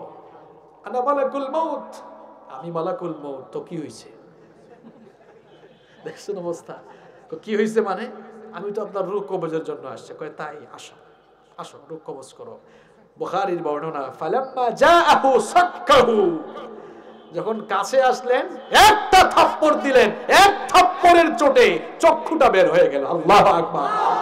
কেমন রাগী নবী, যখন রাগ করতেন পাগড়ি ভেদ করে চুল দাঁড়িয়ে যেত। ফেরাউনের বংশের এক লোককে এক থাপ্পড় দিয়ে দুনিয়া থেকে বিদায় করেছেন। আল্লাহু আকবার। এবার মালাকুল মউত থাপ্পড় খাইয়া রূহ কবজ করবে দূরের কথা, আল্লাহর কাছে দৌড়াইছে। আল্লাহর কাছে যাওয়ার পর কিচ্ছা শোনাচ্ছি, বুখারীর বর্ণনা, মালাকুল মউত গিলা আল্লাহ তাআলাকে বললেন, আরসালতানি ইলা আব্দুল্লাহ ইউরিদুল মাউত। ওগো আল্লাহ, আপনি আমাকে আপনার এমন এক বান্দার কাছে পাঠিয়েছেন, এই লোকটা মৃত্যু চায় না। গিয়েছিলাম তার রূহ কবজের জন্য, উল্টা আমার রূহই কিছু অল্প কিছুর জন্য কবজ করে ফেলতো। আল্লাহ তাআলা বললেন মুসা, আল্লাহ তাআলা বললেন মালাকুল মউত ফিরে যাও, ইরজিআ, ফিরে যাও। ফাকুল লাহু, তাকে গিয়ে বলো তিনি যদি আরো হায়াত চান, তিনি যেন একটি ষাঁড়ের পিঠের উপরে হাত রাখেন। তিনি তার হাত দিয়ে যতগুলো লোম ঢাকতে পারবেন, প্রত্যেকটি লোমের পরিবর্তে এক এক বছর করে আমি তাকে হায়াত বাড়িয়ে দেব। এই সংবাদ যখন মালাকুল মউত এসে মুসা আলাইহিস সালামকে জানালেন, মুসা আলাইহিস সালাম পাল্টা প্রশ্ন করলেন, আচ্ছা বুঝলাম এক এক বছর করে হায়াত বাড়বে, যতগুলো লোম ঢাকবো প্রত্যেকটি লোমের বিনিময়ে এক এক বছর করে হায়াত বাড়ানো হবে। প্রশ্ন হলো এই হায়াতগুলো যখন শেষ হয়ে যাবে তখন কি হবে? মালাকুল মউত বললেন মরতে হবে। মৃত্যু থেকে আপনি বাঁচতে পারবেন না।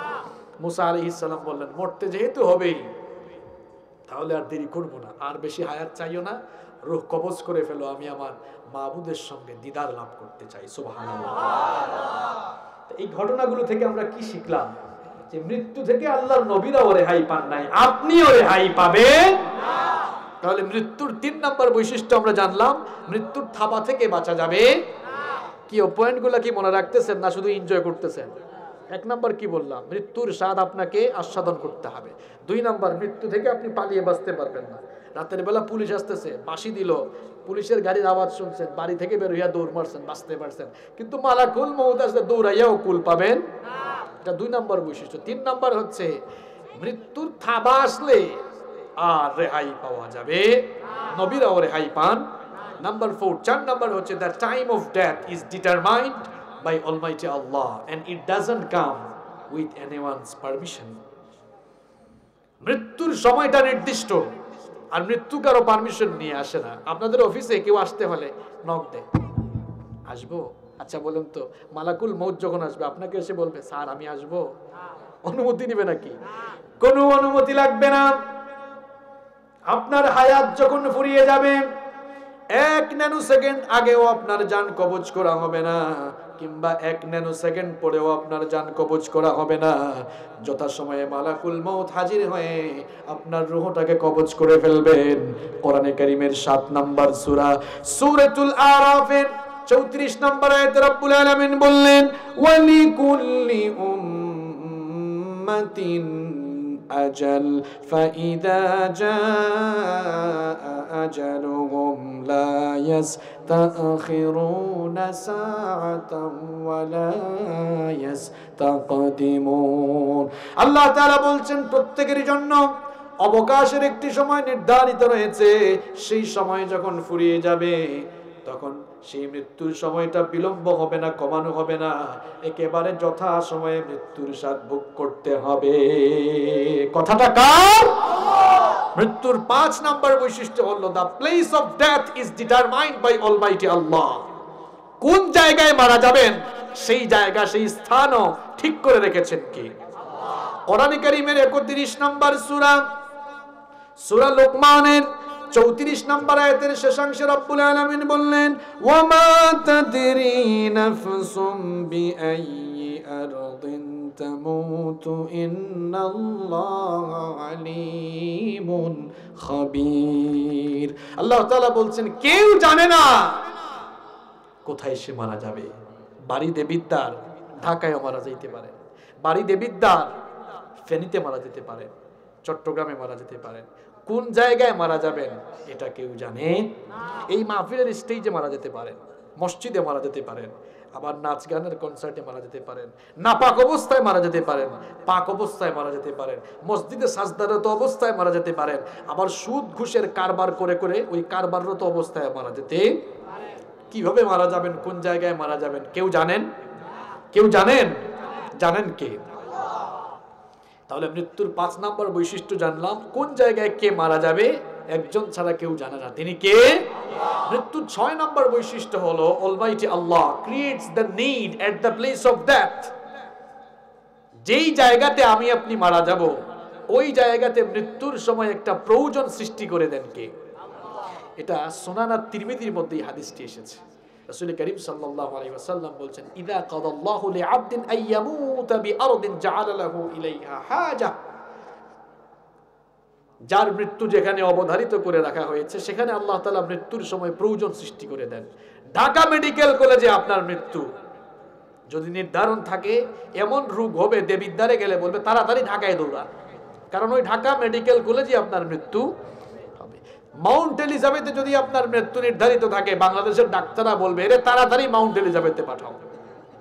ঢাকা চিটাগং হাইওয়েতে অ্যাক্সিডেন্ট করে মারা যাওয়া যদি নির্ধারিত থাকে, তাহলে ঠিক ওই সময় ঘর থেকে বের করে ওই জায়গায় নিয়ে যাবেন কে? কারণ ওখানেই মৃত্যুর জায়গাটা নির্ধারিত। এই জন্য আল্লাহর কাছে সবসময় হাত তুলে দোয়া করবেন, আল্লাহ ইজ্জতের হায়াত দিও আর ইজ্জতের মৃত্যু দিও। কিভাবে আপনি আল্লাহর দ্বীনের বিরুদ্ধে কথা বলেন, কিভাবে আপনি আলেম উলামাকে কটাক্ষ করেন, কিভাবে আপনি কোরআনের বিরুদ্ধে দাঁড়িয়ে যান। কপালে খারাপি থাকলে তো জুতার বাড়ি খাইয়া কিংবা প্রস্রাব পায়খানা মানুষ যেখানে করে ওখানের উপরেও পড়া লাগতে পারে। হাত তুললে আল্লাহর কাছে দোয়া করেন, আল্লাহ ইজ্জতের মৃত্যু দাও, ইজ্জতের হায়াত দাও। হাত তুললে দোয়া করেন, আল্লাহ কুরআনওয়ালা লোকদের সাথে থাকার তৌফিক দাও। খালি তো হাত তুললেই বলেন আল্লাহ এটা দাও ওইটা দাও, একটু ভালো দোয়া করেন। কারণ আপনি তো ওই দেবিদ্বারের কাউন্টারে থাকা বাস যাত্রীর মতো যে কিছুক্ষণ পর চলে যাবে, ঠিক কি না? কেউ থাকবেন? কেউ থাকতে পারবেন না। তাহলে মৃত্যুর 6 নম্বর বৈশিষ্ট্য জানলাম, মৃত্যুর স্থানে একটি প্রয়োজন সৃষ্টি করে দেন কে? মৃত্যুর 7 নম্বর বৈশিষ্ট্য হচ্ছে the decision of death is determined by almighty Allah. মৃত্যুর ফরমান, মৃত্যুর ফয়সালা কার পক্ষ থেকে আসে? এজন্য ঈমানদাররা মৃত্যুকে কখনো ভয় পায় না। যদি আপনার মৃত্যুর ফয়সালা না থাকে আর আপনাকে মানুষ কেটে টুকরো টুকরো করে ফেলে, মারা যাবেন আপনি? যদি আপনার মৃত্যুর ফয়সালা না থাকে, কেউ বুলেট ঢুকায় দেয়, তাও আপনি মরবেন না, কারণ মৃত্যুর ফয়সালা জমিনে হয় না, মৃত্যুর ফয়সালা আসমানে হয়। এজন্য আল্লাহর দ্বীনের প্রতি যারা অটল অবিচল থাকবে, আল্লাহর দ্বীন কায়েমের আন্দোলনে যারা অটল অবিচল থাকবে, তারা বাতিল শক্তির পরোয়া করবে না। কারণ আল্লাহর দ্বীন কায়েমের আন্দোলন করতে হলে মৃত্যুর সাথে তো আলিঙ্গন করতেই হবে, মৃত্যুকে পরোয়া করা যাবে না। মৃত্যু একজনের পক্ষ থেকে আসে, তিনি কে? ওয়া আন্নাহু হুয়া আমাতা ওয়া আহইয়া। তিনি হচ্ছেন জন্মদানকারী, তিনি হচ্ছেন মৃত্যুদানকারী। যারা আল্লাহকে ভয় করে তামাম দুনিয়া তাদেরকে ভয় করে, আর যারা আল্লাহর সৃষ্টি মানুষকে ভয় করে সবাই তাদেরকে শুধু ভয় দেখায়। এজন্য আমরা একজনকে ভয় করব, তিনি কে? আমরা কেবল একজনকে ভয় করব, চিল্লায়ে বলেন তিনি কে? যাদের হৃদয়ে আছে আল্লাহর ভয়, তারা কভু পথ ভুলে যায় না। আল্লাহর প্রেম ছাড়া এই দুনিয়ায় কারো কাছে কোনো কিছু চায় না, কারো কাছে কোনো কিছু চায় না। দিন কায়েমের পথে যারা অবিচল, তারা হলো আল্লাহর প্রিয়জন। বাতিলের কাছে যারা হার মানে না, সংগ্রাম করে যায় আমরণ। হেরার আলোতে যার হৃদয় রঙিন, হাতে আল কোরআনের দীপ্ত সঙ্গীন। সত্যের পথে যারা নিবেদিত প্রাণ, শত্রুকে কভু ভয় পায় না, শত্রুকে কভু ভয় পায় না। যাদের হৃদয়ে আছে আল্লাহর ভয়, তারা কভু পথ ভুলে যায় না। আল্লাহর প্রেম ছাড়াই দুনিয়ায় কারো কাছে কোনো কিছু চায় না, কারো কাছে কোনো কিছু চায় না। আমরা ভয় করি কাকে? আমাদের অন্তরে কার ভয়? আল্লাহকে ভয় করলে আমরা কোনো বাতিল শক্তিকে ভয় করতে পারবো মৃত্যুর কয়টা বৈশিষ্ট্য বলবো বলেছিলাম? 8টা। বলছি কয়টা? একেবারে ফাইনালি মৃত্যুর 8 নম্বর বৈশিষ্ট্য হলো there is no serial of death. মৃত্যুর কোন সিরিয়াল আছে? পৃথিবীতে আসার জন্য সিরিয়াল দরকার হয়। প্রথমে আসেন দাদা, এরপরে বাবা, এরপরে দাদার ঘরে নাতি হয়। এইরকম দুনিয়াতে আসার সুন্দর সিরিয়াল আছে, কিন্তু দুনিয়া থেকে যাওয়ার কোনো সিরিয়াল নাই। মাঝে মাঝে এমন করুণ দৃশ্য দেখা যায়, নাতির লাশ দাদা কবরে নামায়। এই কথাটা মনে থাকলে তো, এই কথাটা মনে থাকলে তো আপনি নামাজ ছাড়ার কথা না। আপনি মনে করছেন কত আর বয়স, 20-25 বছর, এখন তো ইয়াং যুবক একেবারে। আপনার মতো কত যুবক যে মারা যায় আপনি কি চোখে দেখেন না? রাতের বেলা ঘুমিয়েছেন, সকালবেলা ফজর আর হয়তো নাও হতে পারে, এটা কি অসম্ভব কিছু? তো কেন নামাজ ছেড়ে দিচ্ছেন? আপনি যে মনে করছেন আপনি বুড়া হবেন, সিরিয়ালি দুনিয়া থেকে যাবেন না, সিরিয়াল মেইনটেইন হয়তো নাও হতে পারে, এর আগেই আপনাকে চলে যেতে হওয়া লাগতে পারে, আপনাকে চলে যেতে হতে পারে। এজন্য প্রিয় ভাইয়েরা, মৃত্যুর যে 8টা বৈশিষ্ট্য বললাম, এই 8টা বৈশিষ্ট্য মনে রাখতে আপনাদের কষ্ট হচ্ছে?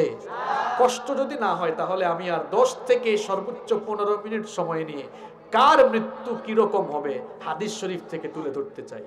আপনারা থাকতে পারবেন 10-15 মিনিট? 10 থেকে মাত্র 15 মিনিট থাকা যাবে তো? ইউটিউবার ভাইরা টাইটেল কি হবে বলেন তো? মৃত্যুর বৈশিষ্ট্য আর কার মৃত্যু কিরকম হবে, 2 পার্টও করতে পারেন। আবুল তাবুল থাম্বেল আমরা দিব না ইনশাআল্লাহ। আমার এই ইউটিউবার ভাইরা সবাই কিন্তু প্রত্যেকেই দায়ী আল্লাহ, সবাই দায়ী আল্লাহ না? আমরা কথা বলি, প্রচার করি, আর তারা ইন্টারনেটে প্রচার করে। আমরা উভয় গ্রুপ দায়ী আল্লাহ। আমরা কথা বলি আর তারা কি করে? প্রচার করে। তো আমরা যেমন তাকওয়ার ভিত্তিতে কথা বলি, আপনারাও তাকওয়ার ভিত্তিতে মিডিয়াতে কাজ করতে হবে। উল্টাপাল্টা থাম্বেল দিয়ে আমাদের উপরে মুসিবত ফালানো যাবে কিছু কিছু ইউটিউবার ভাইরা, এটা আপনারা না, অনেক জায়গা আছে কিছু কিছু ইউটিউবার ভাইরা বসে থাকে, দেখি হুজুর কোন কথাটা বলে, যে কথাটা পায় ওটা কুট করে রেখে দেয়, ওইটাই থাম্বেল। এটা আপনারা করবেন না ইনশাআল্লাহ, কারণ আপনাদের পরিচয় আপনারা ইউটিউবার না, আপনারা দাঈ ইলাল্লাহ। দাঈ ইলাল্লাহ হয়ে যদি এই ইউটিউবিং জগতে কাজ করেন, এই কাজ কিয়ামতের দিন আপনার জান্নাতে যাওয়ার কারণ হয়ে যাবে ইনশাআল্লাহ। আল্লাহ যেন কবুল করে। 10-15 মিনিট থাকা যাবে তো? আমি বেশি সময়, যাকে রূহ কবজের দায়িত্ব দেওয়া হয়েছে। তো আজরাইল নামটা কোরআনেও নাই, হাদিসেও নাই। তো বলবেন হুজুর তাইলে পাইলাম কোথায়? ইহুদি এবং নাসারাদের, ইহুদি এবং খ্রিস্টানদের পণ্ডিত ব্যক্তিদের লেখা অনেক কিতাব থেকে এই নামটি এসেছে, যেগুলোকে বলা হয় ইসরাইলি রাওয়ায়াত। এজন্য কোরআনের তাফসীর করতে হলে আল মাওদুআত ওয়াল ইসরাইলিয়াত সম্পর্কে আপনার জ্ঞান থাকতে হবে। আমাদের দেশে যারা নিজেদেরকে গরম সুন্নি বলে দাবি করে, আমি দেখেছি লক্ষ্য করে, এরা ইসরাইলি বর্ণনাগুলো তাদের আলোচনার ভেতরে বেশি বলে। ইসরাইলি বর্ণনা, ইসরাইলি রাওয়ায়াত দেওয়া যাবে যদি কোরআন হাদিসের সাথে সেটা মিল থাকে, আর কোরআন হাদিসের সাথে অমিল থাকলে সেটা বলা যাবে না। যেমন ইসরাইলি রাওয়ায়াতে আছে ইব্রাহিম আলাইহিস সালাম যাকে কুরবানি করেছিলেন তার নাম ইসহাক। এখন কোরআনে কি ইসহাক না ইসমাইল? তা আপনি কি ইসহাক বলতে পারবেন? তো এই আজরাইল নামটা এসেছে ইসরাইলি বর্ণনা থেকে। কোরআন সুন্নাহ মতে, কোরআন হাদিসের ভিত্তিতে এই ফেরেশতার নাম হচ্ছে মালাকুল। দেখেন কোরআনুল কারীমের 32 নম্বর সূরা, সূরাতুস সাজদা এর 11 নম্বর আয়াতে আল্লাহ তাআলা বলছেন যে মৃত্যুর দায়িত্ব কাকে দিয়েছে শুনো। কুল ইয়াতাওয়াফাকুম মালাকুল মাউতিল্লাযী ওয়াক্কিলা বিকুম সুম্মা ইলা রাব্বিকুম তুরজাউন। আল্লাহ তাআলা বলছেন, হে নবী আপনি বলুন, যিনি তোমাদের মৃত্যু ঘটাবেন তার নাম মালাকুল, তার নাম মালাকুল। এই মালাকুল মউত কি মরবে না? এতে তো সবাইকে মারে, সে কি মরবে না? এই মালাকুল মউত মরবে। কিভাবে মরবে জানেন? সবার রূহ কবজ করার পর, সবার রূহ কবজ করার পর ইসরাফিলের সিঙ্গার ফুৎকারে যখন সব ধ্বংস হয়ে যাবে, আল্লাহ তাআলা বলবেন মালাকুল মউত মান বাকিয়া, আর কে কে বাকি আছে? তিনি বলবেন আল্লাহ তোমার ফেরেশতারা বাকি আছে। বলবেন 4 জন ছাড়া, অর্থাৎ তুমি, জিবরিল, মিকাইল, ইসরাফিল, এই 4 জন ছাড়া সবগুলাকে মেরে ফেলো। সবার রূহ কবজ করবেন। আল্লাহ তাআলা বলবেন মান বাকিয়া, আর কে বাকি? মালাকুল মউত বলবে আমরা 4 জন আর আপনি। আল্লাহ বলবেন তুমি আর আমি ছাড়া বাকি 3 জনের কাম শেষ করে ফেলো। ওই 3 জনও শেষ। এরপরে আল্লাহ তাআলা বলবেন মান বাকিয়া, আর কে? আমি আর আল্লাহ তাআলা বলবেন মুত, এবার তুই মর। মুত, এবার তুই মর। মালাকুল মউত এবার বলবে হায় হায়, আমি তো সারা জীবন সবাইকে মারলাম, আমারও এখন কে মারবে? আল্লাহ তাআলা বলবেন তুই নিজে নিজেই মর। আল্লাহু আকবার। জান্নাত আর জাহান্নামের মাঝখানে গিয়ে মালাকুল মউত এক বিকট চিৎকার দিবে, এই চিৎকারেই তার মৃত্যু হয়ে যাবে। তাহলে বোঝা গেল যেই মালাকুল মউত সবার রূহ কবজ করছে, এই মালাকুল মউতকেও মোরা একজন থাকবেন, তিনি কে? আল্লাহ। সূরা ইয়াসিনে আল্লাহ কি বলেছেন? কুল্লু মান আলাইহা ফান ওয়া ইয়াবকা ওয়াজহু রাব্বিকা যুল জালালি ওয়াল সূরা ইয়াসিন নয়, সূরাতুর রহমান। কুল্লু মান আলাইহা ফান, সবকিছু ফান হয়ে যাবে, ধ্বংস হয়ে যাবে। ওয়া ইয়াবকা ওয়াজহু রাব্বিকা যুল জালালি ওয়াল ইকরাম, কেবলমাত্র মহামহিয়ান সত্তাই অবশিষ্ট থাকবেন, তিনি কে? আল্লাহ। আর কিছুই থাকবে না। আল্লাহ তাআলা সেদিন বলবেন লিমানিল মুলকুল ইয়াউম, আজ রাজত্ব কার? কোথায় গেল দুনিয়ার ক্ষমতাসীনরা?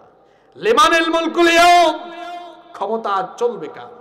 চলবে কার? আল্লাহ। আপনারা তখন জবাব দিতে পারবেন না, কারণ আমরা কেউ থাকবো না। আল্লাহ নিজেই জবাব দিবেন লিল্লাহিল ওয়াহিদিল, আজ কেবল কাহ্হারের ক্ষমতা চলবে। আল্লাহু আকবার।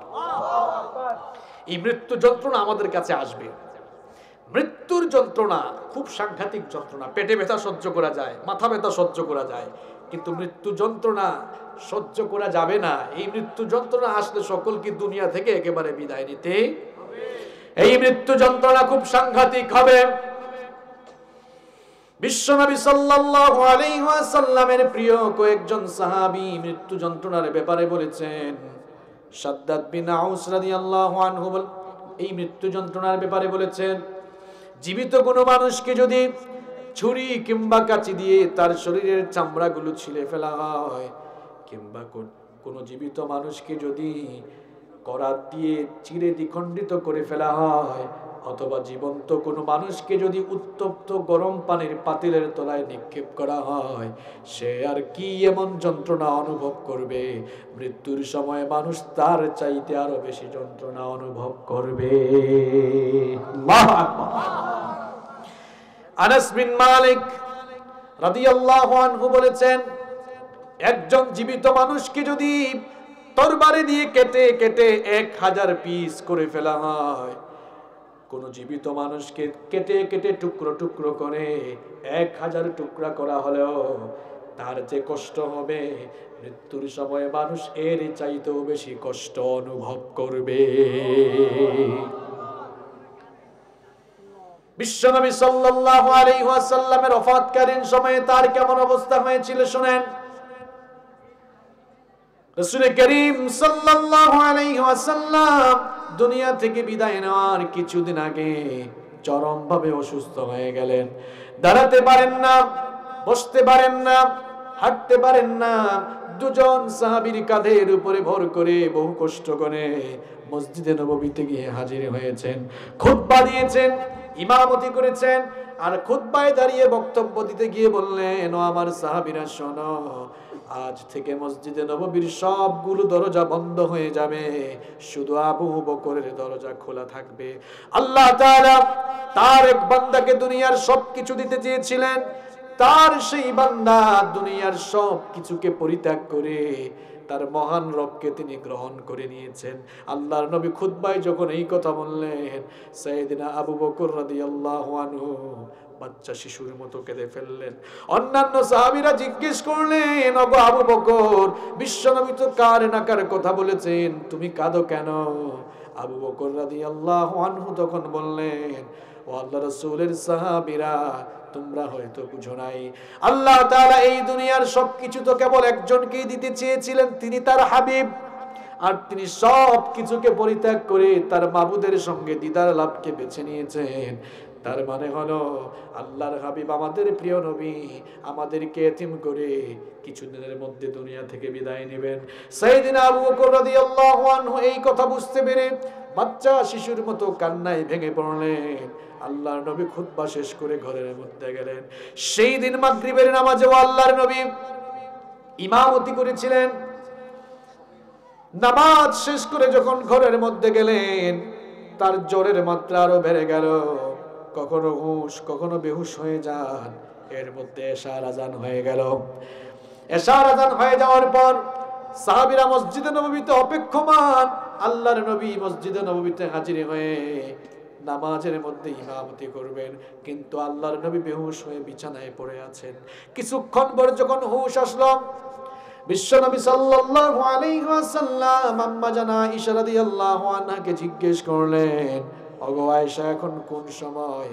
আম্মা জানা আয়েশা রাদিয়াল্লাহু আনহা তখন বললেন, ওগো আল্লাহর নবী, এখন তো এশার নামাজের সময়, কিছুক্ষণ আগে আজান হয়েছে, সাহাবীরা আপনার জন্য অপেক্ষা করছে, আপনি গেলে পরে এই মসজিদে নববীতে আপনার ইমামতিতে নামাজ শুরু হবে। এই কথা শুনে আল্লাহর নবী বললেন, ওগো আয়েশা, ওযু করার জন্য কিছু পানি নিয়ে আসো। যখনই ওযু করার জন্য তিনি পানি আনতে গেলেন, আল্লাহর নবী এর মধ্যে আবার বেহুশ হয়ে গেলেন। কিছুক্ষণ পর আবার হুঁশ ফিরে আসলো। আল্লাহর নবী বললেন, আয়েশা গো, এখন কোন সময়? এশার নামাজের সময় আছে নাকি? আয়েশা রাদিয়াল্লাহু আনহা বললেন, ওগো আল্লাহর নবী, এখনো এশার নামাজের সময়, এখনো সাহাবীরা আপনার জন্য অপেক্ষা করছে। আমি তো ওযুর পানি নিয়ে আপনার জন্য এসেছি, আপনি উঠুন, ওযু করুন। আল্লাহর নবী উঠলেন, ওযু করলেন। ওযু করে যখনই তিনি দাঁড়াতে যাবেন, আবারও তিনি বেহুশ হয়ে পড়ে গেলেন। কিছুক্ষণ পর আবার হুঁশ ফিরল। আল্লাহর নবী বললেন, ওগো আয়েশা, এখনো কি এশার নামাজের সময়টা বাকি আছে নাকি? আম্মা জানা আয়েশা রাদিয়াল্লাহু আনহা বললেন, ওগো আল্লাহর নবী, এখনো এশার নামাজের সময় বাকি আছে। সাহাবীরা আপনার জন্য অপেক্ষা করছে, আপনি গেলে পরেই আপনার ইমামতিতে নামাজ শুরু হবে। আল্লাহর নবী বললেন, আয়েশা গো, আমার ইমামতিতে আর হয়তো মসজিদে নববীতে নামাজ হবে না। আমার সাহাবী আবু বকরকে বলে দাও, আমার জায়নামাজে যেন আমার স্থলে ইমামতিতে দাঁড়িয়ে যায়। আল্লাহর নবীর অর্ডার মোতাবেক সাইয়েদনা আবু বকর রাদিয়াল্লাহু আনহু হয়ে গেল। নামাজ চলাকালীন অবস্থায় আল্লাহর নবীর হুঁশ ফিরে আসলো। আল্লাহর নবী বললেন, আয়েশা গো, এখন কোন সময়? এখনো কি এশার নামাজের সময় আছে নাকি? আম্মা জানা আয়েশা রাদিয়াল্লাহু আনহা বললেন, ওগো আল্লাহর নবী, সাহাবীরা তো এখন এশার নামাজ আদায় করছে। বিশ্বনবী সাল্লাল্লাহু আলাইহি ওয়াসাল্লাম তখন বললেন, আয়েশা গো, মসজিদে নববীর দিকের জানালাটা খুলে দাও, নামাজের দৃশ্যটা আমি আমার নিজের চোখে দেখতে চাই। মসজিদে নববীর দিকের জানালাটা খুলে দেওয়া হলো। আল্লাহর নবী নিজের চোখে নামাজের দৃশ্য দেখে কেঁদে ফেললেন। আম্মা জানা আয়েশা রাদিয়াল্লাহু আনহা জিজ্ঞেস করলেন, ওগো আল্লাহর নবী, আপনি কাঁদেন কেন? বিশ্বনবী সাল্লাল্লাহু আলাইহি ওয়াসাল্লাম তখন বললেন, আয়েশা গো, আমার চোখে যে তুমি পানির ফোঁটা দেখছো, এটা কোনো দুঃখের পানি নয়, এটা হলো আনন্দের পানি। এই যে আমার সাহাবীরা লাইন ধরে সারিবদ্ধভাবে দাঁড়িয়ে নামাজ আদায় করছে, এই নামাজের পরিবেশ নিশ্চিত করার জন্য আমার নবীর শরীর থেকে উহুদের ময়দানে রক্ত ঝরে পড়েছে। এই নামাজের পরিবেশ কায়েম করার জন্য আমি নবী উহুদের ময়দানে দান্দান মুবারক শহীদ করেছি, তায়েফের ময়দানে রক্ত দিয়েছি, সাফা পাহাড়ে আমি আমার রক্ত দিয়েছি। আমি দুনিয়া থেকে যাওয়ার আগে নামাজের এই সুন্দর দৃশ্য দেখে আমার মনে হলো, আমার অনুপস্থিতিতেও কিয়ামত পর্যন্ত আমার উম্মতের লোকেরা এভাবে করে জামাতের সাথে নামাজ আদায় করবে। সোমবার যেই দিন আল্লাহর নবী দুনিয়া থেকে বিদায় নিলেন, তার জ্বরের মাত্রা আরো বেড়ে গেল। আম্মা জান আয়েশা রাদিয়াল্লাহু আনহাকে বললেন, আয়েশা গো, আমার জন্য পানির পাত্রে কিছু পানি নিয়ে আসো। আম্মা জান আয়েশা রাদিয়াল্লাহু আনহু পানির পাত্রে কিছু পানি নিয়ে আসলেন। বিশ্বনবী তার হাত মোবারককে পানির পাত্রে চুবালেন। এরপরে তার সেই ভিজা হাতকে তার ললাট দেশে তার কপালের মধ্যে দিয়ে মুছলেন, বুকের মধ্যে দিয়ে মুছলেন, আর চিৎকার করে বললেন, আল্লাহুম্মা আ'ইন্নি আলা গামারাতিল মাউতি ওয়া সাকরাতিল মাউত, ইন্না লিল মাউতি লাসাকরাত। ওগো আল্লাহ, মৃত্যুর মধ্যে যন্ত্রণা রয়েছে, এই মৃত্যুর যন্ত্রণা থেকে আমি আপনার কাছে পানাহ চাই। আল্লাহু আকবার। এই মৃত্যুর যন্ত্রণা আমার আপনার কাছে আসবে কি আসবে না? রব্বুল আলামিন বললেন, ওয়াজাআত সাকরাতুল মাউতি বিল হক যালিকা মা কুনতা মিনহু তাহিদ। কোরআনে কারীমের 50 নম্বর সূরা সূরাতুল কাফের 19 নম্বর আয়াতে রব্বুল আলামিন বললেন, এই মৃত্যুর যন্ত্রণা তোমাদের কাছে একদিন আসবে। এই মৃত্যুর যন্ত্রণা হলো সেই যন্ত্রণা যেই যন্ত্রণা থেকে প্রত্যেকটি মুহূর্তে তোমরা পালিয়ে পালিয়ে বেড়াও। এটি তোমাদের কাছে আসবেই আসবে, এতে কোনো সন্দেহ। কষ্ট হচ্ছে আপনাদের? এখন এই মৃত্যুর ধরনটা কার কেমন হবে 5-7 মিনিটে বলি, আমরা শেষ করবো ইনশাআল্লাহ। মৃত্যুর যন্ত্রণার 3টা ধরন আছে। কয়টা ধরন আছে? 3টা ধরন আছে। বৎকার লোকদের মৃত্যু যন্ত্রণা একরকম, নেককারদের মৃত্যুকালীন অবস্থা আরেক রকম, আর শহীদদের মৃত্যুকালীন অবস্থা আরেক রকম হয়। বৎকার যারা, নাফরমান যারা, গুনাহগার যারা, জন্ম থেকে নিয়ে মৃত্যুর আগ পর্যন্ত গোটা জীবন ভর যারা আল্লাহর সঙ্গে নাফরমানি করেছে, তার রাসূলের সঙ্গে নাফরমানি করেছে, আযান হলে পরেই যারা মসজিদে না গিয়ে নামাজ ছেড়ে দিয়েছে, ইচ্ছা মতো যারা সুদ ঘুষের কারবার করেছে, কোরআনের বিরুদ্ধে দাঁড়িয়ে কোরআনওয়ালা ইসলামওয়ালা লোকদের উপরে জুলুম নির্যাতনের স্টিম রুলার চালিয়েছে, এই সকল কোরআন বিরোধী, ইসলাম বিরোধী, নাফরমান, গুনাহগার, পাপিষ্ঠ লোকদের মৃত্যুর সময় যখন এসে যাবে, মালাকুল মাউত জাহান্নাম থেকে, জাহান্নামের কিছু ফেরেশতা আর জাহান্নামের কাফন নিয়ে লোকটার কাছে আসবেন। হাদিস শরীফের মধ্যে এসেছে, মালাকুল মাউত এসে তার শিয়রের পাশে, মাথার পাশে এসে বলবেন, ইয়া আইয়াতুহান নাফসুল খাবিথা, হে অপবিত্র আত্মা, উখরুজি ইলা সাখাতিম মিনাল্লাহি ওয়া গাদাব, আল্লাহর অসন্তুষ্টি আর গজবের উদ্দেশ্যে বের হয়ে আসো। এই কথা বলা মাত্র ফাতাফাররাকা ফি জাসাদি, তার শরীরটা তখন একেবারে চূর্ণ বিচূর্ণ হয়ে যেতে থাকবে।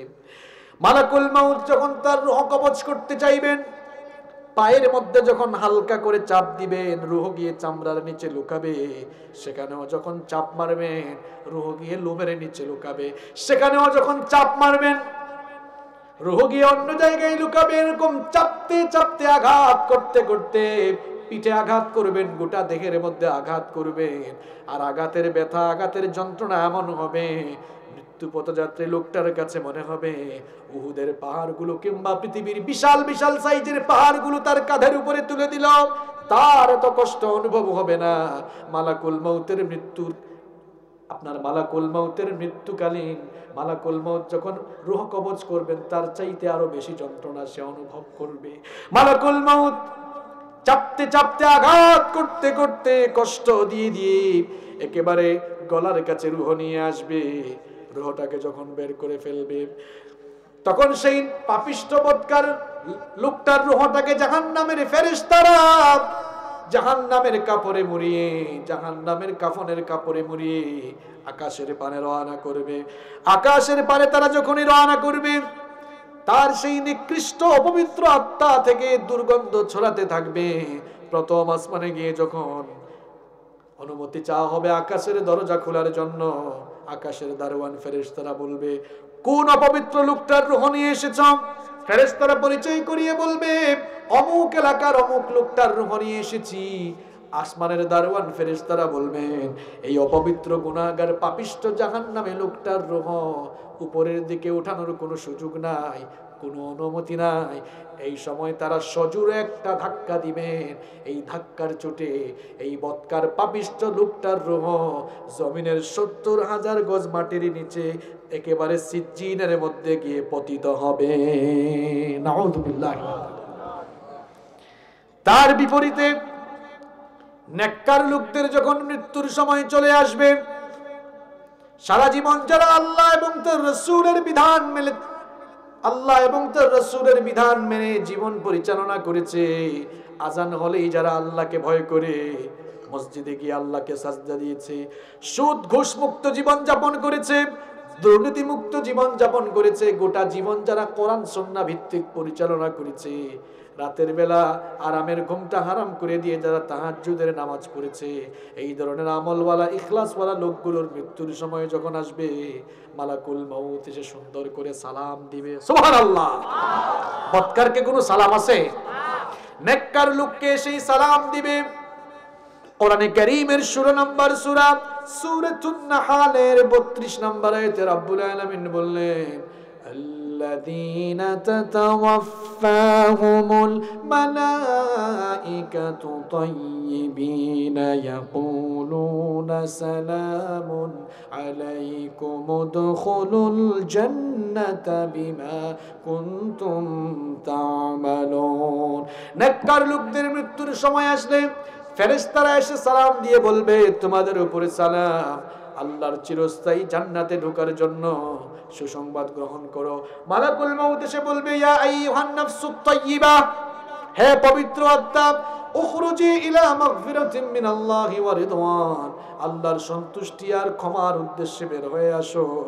তখন লোকটার রূহ এমন ভাবে বের হবে, এত সহজ করে তার রূহ কবজ করা হবে। কোন বাচ্চা শিশু ক্ষুধা লাগলে পরে সে যেমন চিৎকার দেয়, মায়ের কোলে যাওয়ার পর আরাম করে দুধ পান করে করে সে যেমন আরাম করে ঘুমিয়ে যায়, নেককার লোকটার সামনে যখন মালাকুল মাউত জান্নাতের নয়নাভিরাম দৃশ্য তুলে ধরবেন, সেই নেককার লোকটাও জান্নাতের নয়নাভিরাম দৃশ্য দেখতে দেখতে আরাম করে ঘুমিয়ে যাবে। আল্লাহ এমন মৃত্যু আমাদেরকে নসিব করে দিও। আরো আস্তে বলেন আমিন।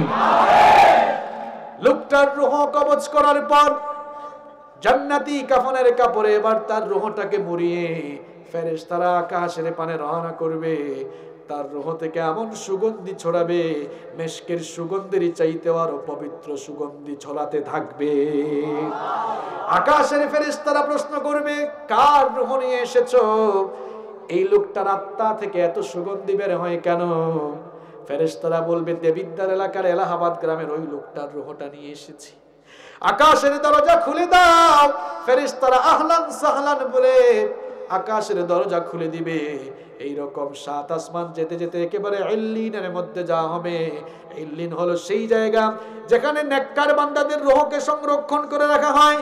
তখন বলা হবে ইয়া আইয়াতুহান নাফসুল মুতমাইন্নাতু রজিই ইলা রাব্বিকি রাদিয়াতাম মারদিয়া ফাদখুলি ফি ইবাদি ওয়াদখুলি জান্নাতি। হে প্রশান্ত আত্মা, তোমার রবের সন্তুষ্টির উদ্দেশ্যে চলে আসো, আমার নেককার বান্দাদের সাথে শামিল হয়ে আমার জান্নাতের ভেতরে ঢুকে যাও। সুবহানাল্লাহ। আল্লাহ যেন তার নেককার বান্দাদের সাথে আমাদেরকে শামিল করে নেন, বলেন আমিন। এরপরে যারা শহীদ হয়, আল্লাহর দ্বীনের জন্য যারা শহীদ হয়, মৃত্যুকালীন সময়ে তাদের যন্ত্রণা কেমন হয়? আল্লাহর নবী বললেন তোমাদের হাতের মধ্যে কেউ যদি চিমটি কাটে কিংবা কাউকে যদি কোনো পিঁপড়া কামড় দেয়, পিঁপড়া কামড় দিলে যেমন সামান্য যন্ত্রণা লাগে, একজন শহীদ মৃত্যুর সময় তার চাইতে আরো কম যন্ত্রণা অনুভব করে। আল্লাহর দ্বীনের জন্য, কোরআনের জন্য যারা জীবন দেয়, আল্লাহ তাআলা বলছেন তোমরা মনে করো যে তাদেরকে গুলি করে হত্যা করা হচ্ছে, ফাঁসিতে ঝুলিয়ে হত্যা করা হচ্ছে, কেটে টুকরো টুকরো করে মেরে ফেলা হচ্ছে, না জানি কি কষ্ট হচ্ছে, অথচ তারা হাতে চিমটি কাটার চাইতে আরো কম যন্ত্রণা অনুভব করে দুনিয়া থেকে বিদায় নিয়ে জান্নাতে যায়। এদেরকে আল্লাহ এত মর্যাদা দিয়েছেন। রোগ সুখে মারা গেলে, স্বাভাবিক অবস্থায় মারা গেলে আমরা ওই লোকটাকে মৃত মানুষ বলি। আর আল্লাহর দ্বীনের জন্য, কোরআনের জন্য যারা জীবনকে বিলিয়ে দেয় তাদেরকে মৃত বলতেও নিষেধ করেছেন কে? ওয়ালা তাকুলু লিমান ইউকতালু ফি সাবিলিল্লাহি আমওয়াতুম বাল আহইয়াউ ওয়ালাকিন লা তাশউরুন। আল্লাহর পথে যারা জীবন দেয় তাদেরকে তোমরা মৃত বলো না, বরং তারা জীবিত, তোমরা তা অনুধাবন করতে পারো। আবার অন্য আয়াতে আল্লাহ তাআলা বলছেন এদেরকে আমি রিজিক দেই। রিজিক দেন কে? আল্লাহর পথে যারা জীবন দিল তাদেরকে মৃত বলো না। কোরআনের পথে যারা শহীদ হলো তাদেরকে মৃত বলো না। ওরা তো চায়নি কো আয়েশি জীবন, চায়নি কো তারা জুলুম শোষণ। আল্লাহর এই পৃথিবীতে তারা, আল্লাহ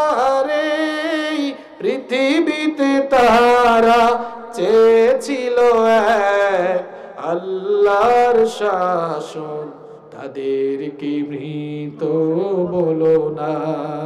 আল্লাহর পথে যারা জীবন দিল তাদেরকে মৃত বলো না। কোরআনের পথে যারা শহীদ হলো তাদেরকে মৃত বলো না। অন্যায় আর মিথ্যার সাথে আপোষ করেনি তারা কোনো মতে। লাল তাজা খুন ঢেলে দিয়ে গেছে এই নগরীর এই রাজপথে, ঠিক কিনা? অন্যায় আর মিথ্যার সাথে আপোষ করেনি তারা কোনো মতে। লাল তাজা খুন ঢেলে দিয়ে গেছে এই নগরীর এই রাজপথে। মৃত্যু তাদের কাছে নয় তো মৃত্যু আরেক নাম নবজীবনের। হে খোদা মৃত্যুর এই বাসনা, হে খোদা মৃত্যুর এই বাসনা দাও অন্তরে সব মুমিনের, তাদেরকে মৃত বলো না। কোরআনের পথে যারা জীবন দিল তাদেরকে মৃত বলো না। আল্লাহর পথে যারা শহীদ হলো তাদেরকে মৃত বলো না। নিষেধ করেছেন কে? আল্লাহ। শহীদ মৃত্যু হচ্ছে সবচাইতে শ্রেষ্ঠ মৃত্যু, দামি মৃত্যু। সুবহানাল্লাহ। কিয়ামতের দিন সকলের কাছ থেকে আল্লাহ হিসাব করবেন, বিচার চাইবেন। আর শহীদদের কাছ থেকে আল্লাহ হিসাব নেবেন না, বিচারও করবেন না। বিনা হিসাবে বিনা বিচারে আল্লাহ তাদেরকে জান্নাত দিবেন। এই জন্য আল্লাহর নবীর সাহাবীরা হাত তুললে শহীদি মৃত্যু চাইতেন। আপনারা হাত তুললে কি বলেন? আল্লাহ ধন সম্পদ আরো দাও, আল্লাহ জায়গা জমি আরো দাও। হয় নাই, তার পেট ভরে নাই, আর পেট ভরবেও না। আল্লাহর নবী বলেছেন আদম সন্তানকে একটা সোনা ভরা মাঠ দেওয়া হলে সে আরেকটা চাইবে। 1 কোটি টাকার মালিক হইলে বলবে আল্লাহ আরো 1 কোটি দাও। বাড়ি একটা হইলে বলবে আল্লাহ আরেকটা দাও। গাড়ি যদি এলিয়ন প্রিমিয়ার থাকে বলবে আল্লাহ ল্যান্ড ক্রুজারের মালিক বানাও। ল্যান্ড ক্রুজার থাকলে তারপরে বলবে আল্লাহ হেরিয়ারের মালিক বানাও, BMW এর মালিক বানাও। আছে না নাই? ওয়ালাইয়ামলা ফাহু ইল্লা তুরাব। আল্লাহর নবী বললেন 3.5 হাত মাটি ছাড়া কোনো কিছু দিয়ে তোমাদের পেট ভরবে না। আমরা দোয়া করলে এটা ওইটা চাই। ওমর ইবনুল খাত্তাব রাদিয়াল্লাহু আনহু, মর্যাদা কম না বেশি? আল্লাহর নবী বললেন লা নাবিয়্যা ওয়ালা রাসূলা মিন বাদি, আমার পরে নবী রাসূল আসবে না। যদি আসতো লাউ কানা নাবিয়্যাম মিন বাদি লাকানা ওমর, আমার পরে কেউ নবী হইলো ওমর কি আল্লাহ নবী বানাইতো। আর আসতে বলেন সুবহানাল্লাহ। এই ওমর হাত তুললেই দোয়া করতেন, আল্লাহুম্মা রযুকনি শাহাদাতান ফি সাবিলিক ওয়াজআল মাউতি ফি বালাদি রাসূলিক। ওগো আল্লাহ, তোমার বান্দা ওমরের মৃত্যু রাসূলের পবিত্র শহরে দিও, আর মৃত্যুর সময় শাহাদাতের মৃত্যু নসিব করে দিও। কারণ শাহাদাতের মৃত্যু, শাহাদাতের মউত পাওয়া এটা বড় সৌভাগ্যের ব্যাপার। আল্লাহ তাআলা যাকে তাকে শাহাদাতের মৃত্যু নসিব করেন না। আল্লাহ তাআলা যাকে সবচাইতে বেশি পছন্দ করেন, আল্লাহ তাআলা যাকে সবচাইতে বেশি ভালোবাসেন, শাহাদাতের মৃত্যু দিয়ে আল্লাহ তাকে ধন্য করে দেন। সুবহানাল্লাহ। এইজন্য শাহাদাতের মৃত্যুর তামান্না আমাদের সকলের অন্তরে থাকার দরকার আছে না নাই? আমার ভাইরা, হয়তো সময় আসতে পারে আল্লাহর দ্বীনের জন্য, কোরআনের জন্য জীবন দেওয়া রাখতে পারে। আমাদের শাহাদাতের নজরানা পেশ করে আল্লাহর দ্বীনের জন্য জীবন বিলিয়ে দিতে কারা কারা প্রস্তুত? হাত তুলে আল্লাহকে দেখা।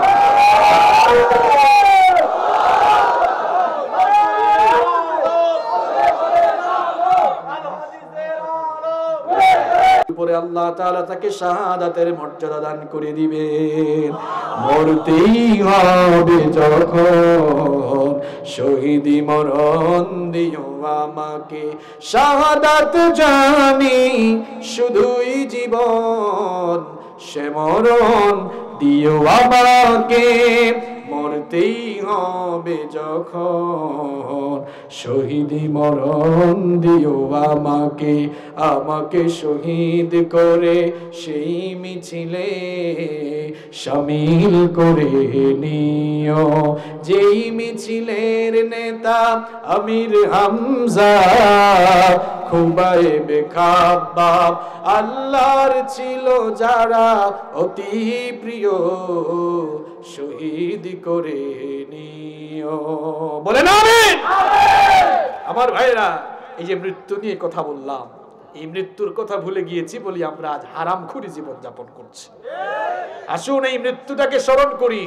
আল্লাহর নবীকে প্রশ্ন করা হলো, মান আকিয়াসুন নাস ওয়া আহজামুন নাস, সবচাইতে চালাক, বুদ্ধিমান আর সতর্ক মানুষকে। আপনাদেরকে এই প্রশ্ন করলে আপনারা কি জবাব দিবেন বলেন তো? আপনারা বলবেন, হুজুর কম সময়ে যারা টাকা বানাইছে এরাই বুদ্ধিমান, যারা কম বয়সে এমপি হইতে পারছে, মন্ত্রী হইতে পারছে, এরাই বুদ্ধিমান। আল্লাহর নবীকে সেম প্রশ্ন করা হলো, আল্লাহর নবী কি জবাব দিয়েছেন জানেন?